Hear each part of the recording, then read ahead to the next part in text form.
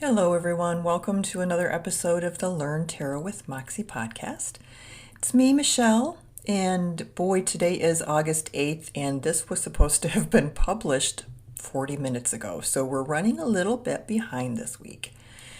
But in my defense, we are getting ready. We're going on just a little vacation, going to see my stepson, who is in the Coast Guard, and he's in Maine. So we are getting ready to head out to Maine for a few days, and I'm just trying to get all my things done before I go.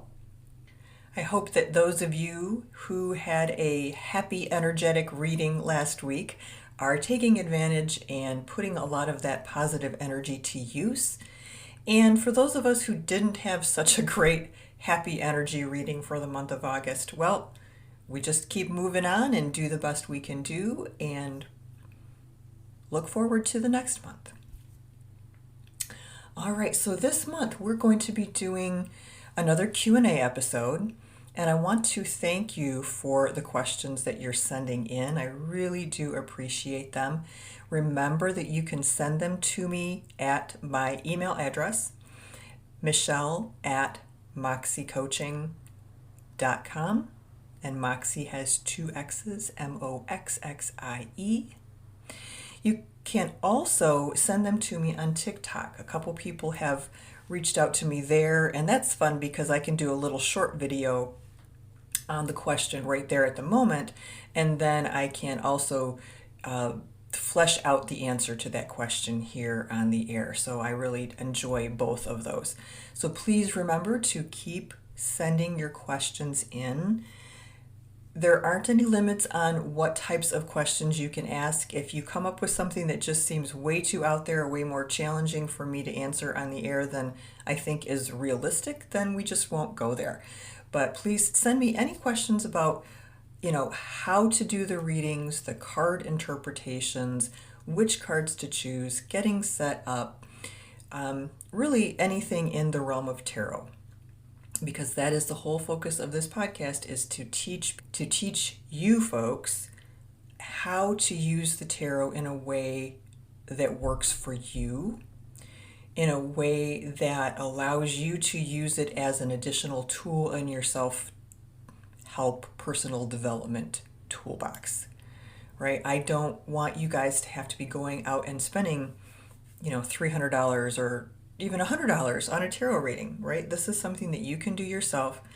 And I think in the process of doing this yourself, learning to do these tarot readings yourself, you're also going to really learn a lot about yourself.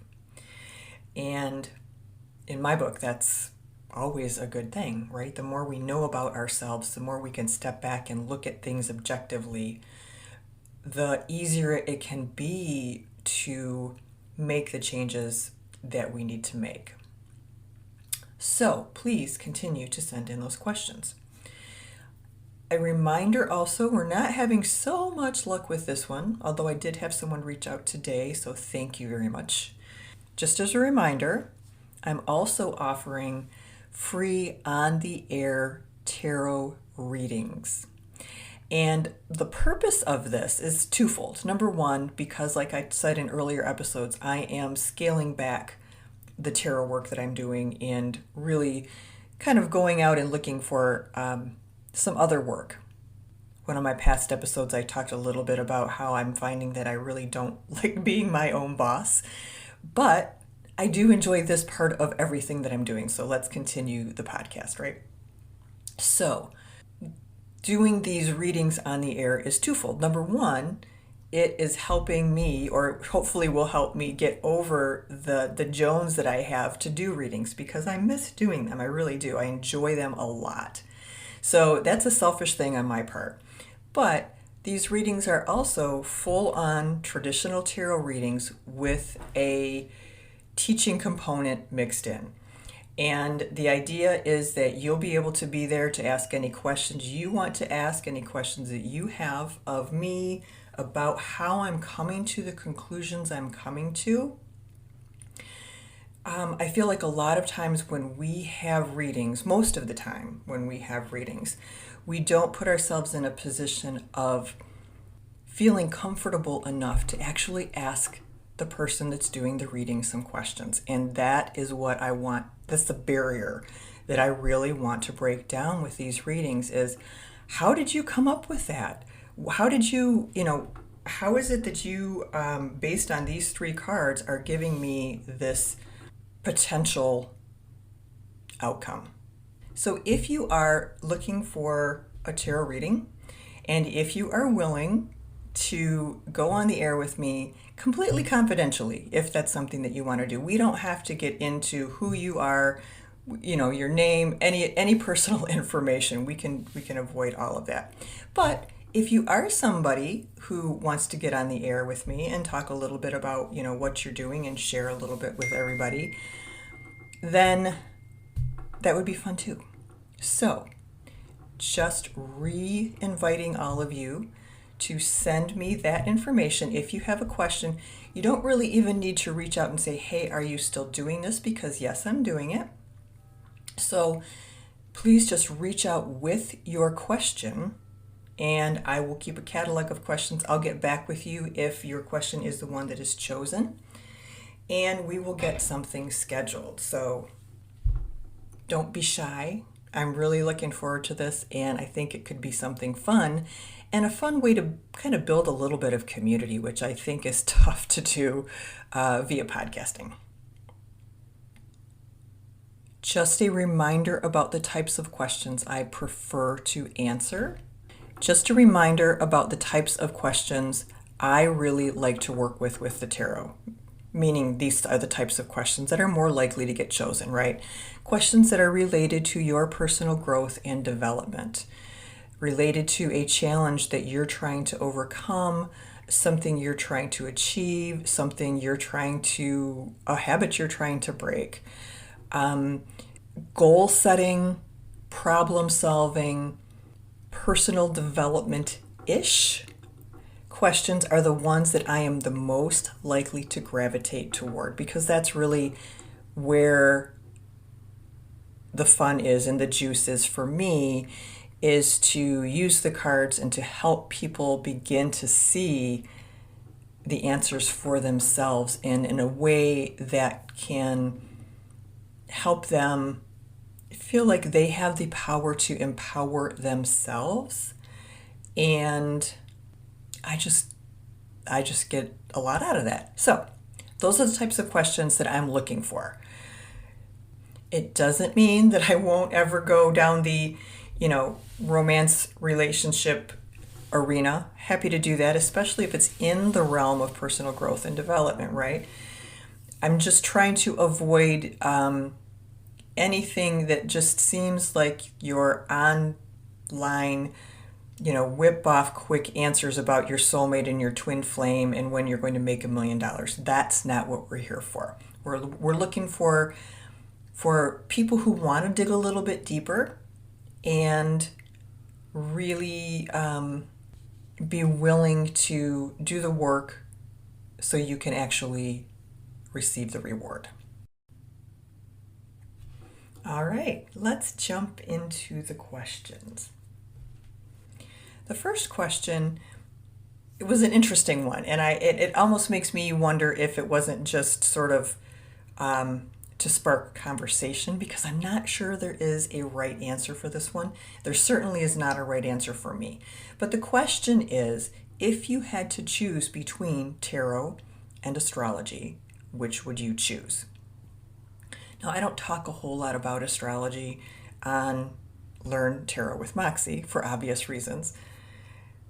In addition to the fact that I'm not qualified, right? I am not qualified to talk about astrology at that level. I would consider myself an astrology infant. I'm just now starting to dip my toe into things that are above and beyond, our daily fun horoscope. I'm starting to look at, my chart and all of those things. I had my first real astrology reading last year. Fascinating. Thought it was amazing. So clearly for me, tarot would be my choice if I had to choose between tarot and astrology. However, astrology is fascinating, and I think they complement one another in that astrology is,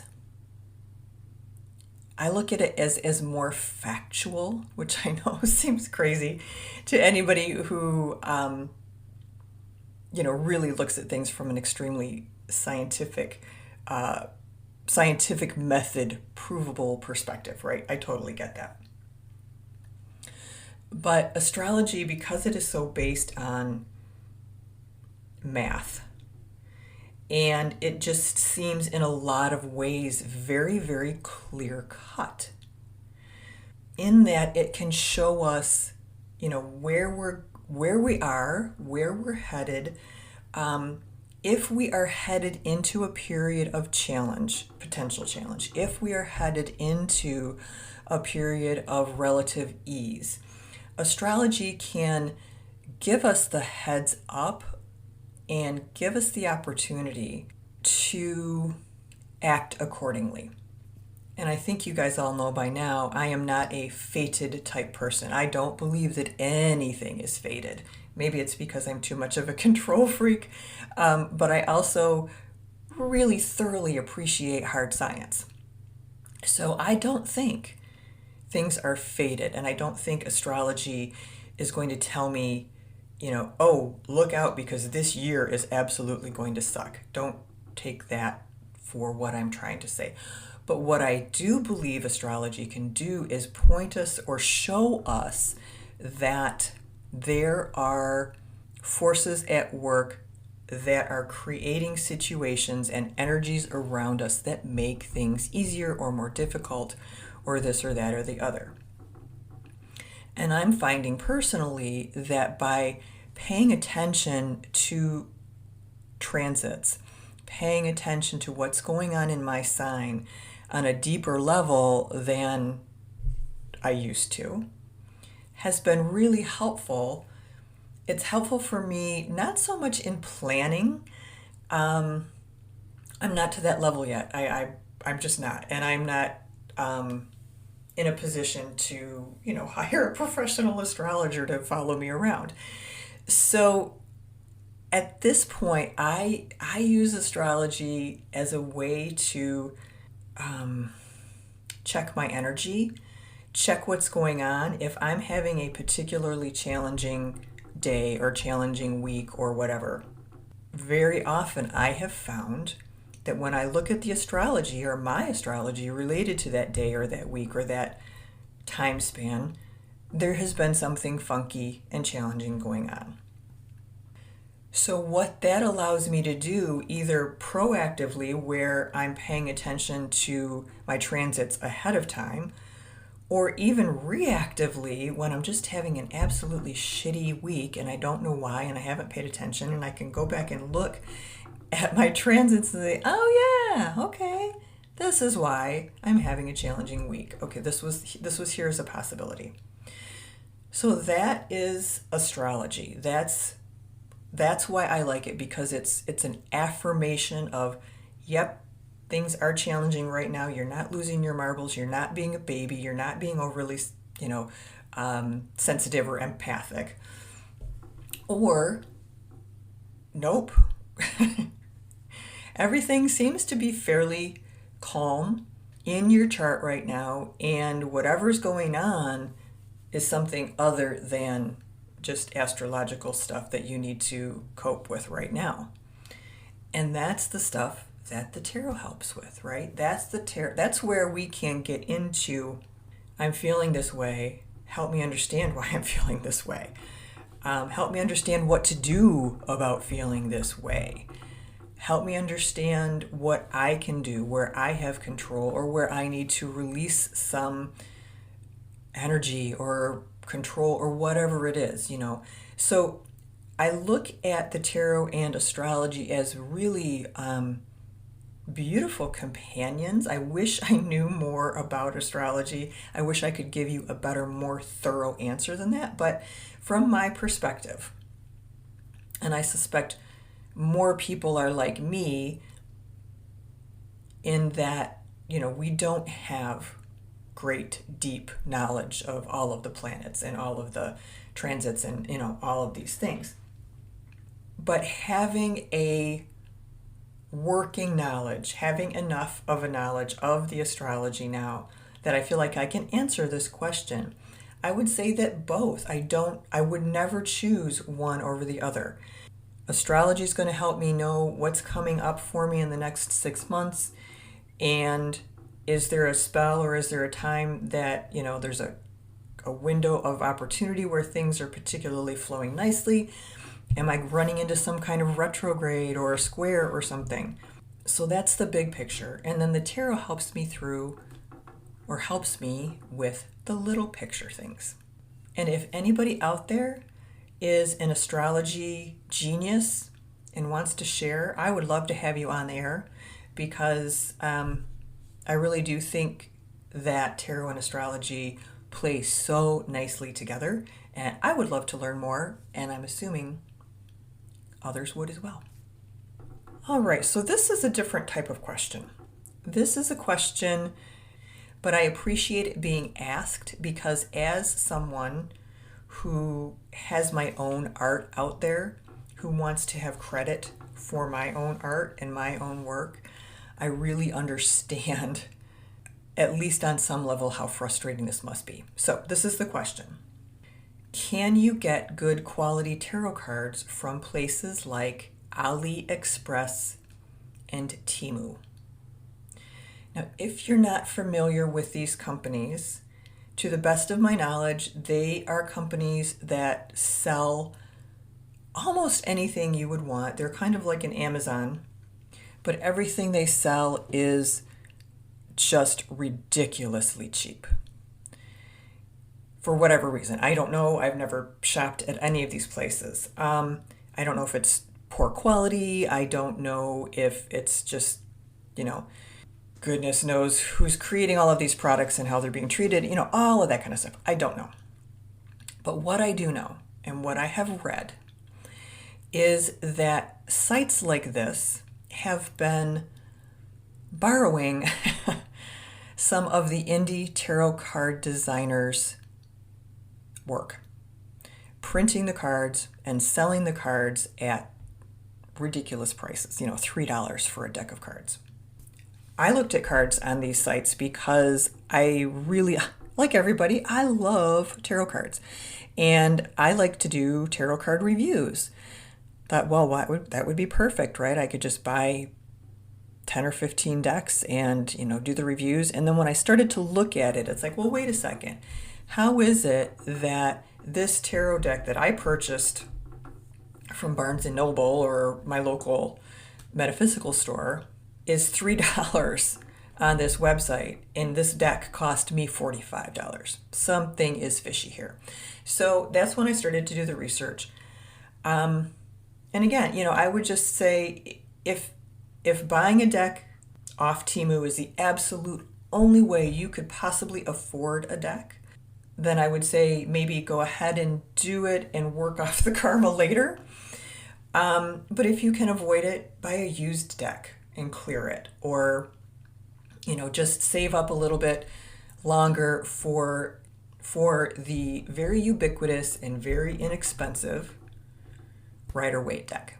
That is a deck that, if you're going to find one that is used, that's probably easy to find.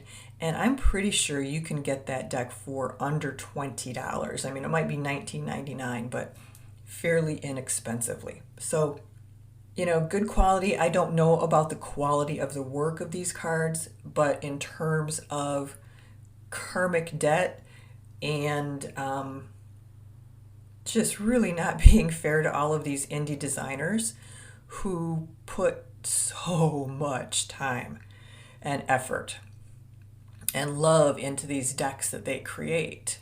I've looked at creating a deck. When I get all inspired, it's like, oh, I'm just feeling so artistic right now. And I might even, design a card or two. And then I step back and I think, I got 76 more of these things to do. And this isn't like, designing a greeting card, right? Tarot cards are At least I think. They take a lot of thought, they take a lot of pondering and insight, and it is not a small feat to develop your own tarot deck. Even if it is something I could care less about, I don't like, I find aesthetically unpleasing, good on anybody who took the time and the effort and the commitment to develop their own tarot deck. And I would never in a million years undercut them by buying one off of one of those websites. Okay, that's my little soapbox for today. This question made me laugh. And I'm not sure I agree with it, but it did make me laugh, and I totally understand it. And the question is, why are the swords the worst suit? And I guess the swords do somewhat have a bad rap, right? You know, we have cups, which are emotion and love and ooey gooey and intuition and all of those things. And we have wands that are just go get 'em action. You know, what modern society doesn't think all of life should be about wands. And we also have, you know, pentacles, which are related to money and finance and business and material things. And then we have the swords that are related to ideas and thoughts. And a lot of times they are related to conflict because they're related to ideas and thoughts. And because we're human, conflict is part of that. And that is just where where we go a lot of times when we get into the realm of swords. So I don't necessarily believe that any one suit is better than another, but I do understand, you know, there are some very, very, very challenging cards in the swords. Now, the Ace of Swords, though, Ace of Swords is a great card, right? New ideas, new thoughts, new energy in that realm. The Four of Swords is a card that I rarely hear anybody talk about, but that is not a negative card, right? It's not a bad card. It's about resting and about rejuvenating and preparing. Now, it is about preparing for something that could be challenging, but the whole idea is this is a card of rest and relaxation and rejuvenation. Let's see what other cards I can defend here. All right. The Knight of Swords, you want the Knight of Swords coming to your rescue. He thinks about things ahead of time. He has a plan, and he knows how to execute it. Queen of Swords, you just don't want to be on the other side of her. You don't want to be standing in front of her being reprimanded. But I'll tell you what, Queen of Swords is somebody I'd want to have on my team if I was working on a business deal that had complex legal language or complex something or other. You know, maybe it's a financial deal or whatever. That's the type of person you want on there. King of Swords, similar thing. Page of Swords. Page could be saying, you know, we're bringing new messages and ideas with us, right? We got the Page of Swords bringing ideas, new, young energy, young ideas, changing things up a little bit. And the rest of these, oh, here we go. Six of Swords, moving on to better things, right? You're leaving behind all of the craziness and you're moving into a more calm sphere. And yes, there are some very challenging cards as well.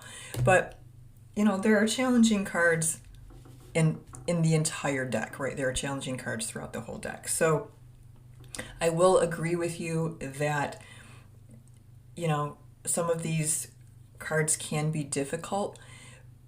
But remember, there's always the reversed meaning. And so just because a card is coming up as a sword card, don't assume, you know, if it's reverse and you read reversals, then you're all set.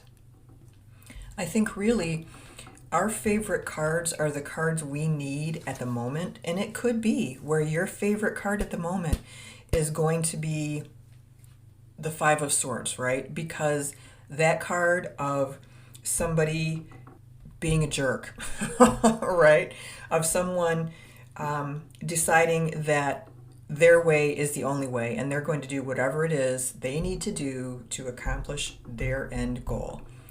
Well, knowing that about someone, maybe you're looking at getting into a work relationship or a personal relationship with someone, and this card is coming up as representing them. So, while the card can be a challenging card in and of itself, for any tarot card, the key is where it's coming up in the spread. Is it upright or is it reversed? And what does your intuition say? And how does it apply to this particular situation? Because every situation is different. I think maybe this question came up fairly recently, but it's an important one, so I want to go over it again, and I'll just make this very quick. The question is, when should I not read tarot cards? And to this, I would say whenever you feel like you are not going to be able to be in a space of openness and connectivity with whatever it is or whoever it is you connect with when you're reading the tarot.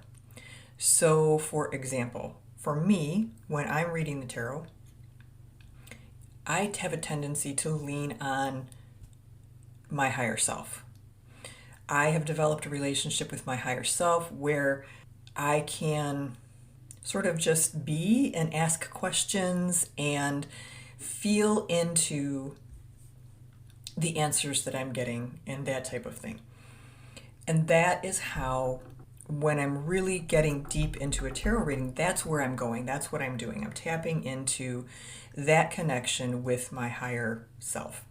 When I'm really upset, or when I'm angry or frustrated or sad, or when my emotions are such that I'm unable to lock in to that higher self mode that I feel is the most beneficial place for me to be when I'm doing a reading.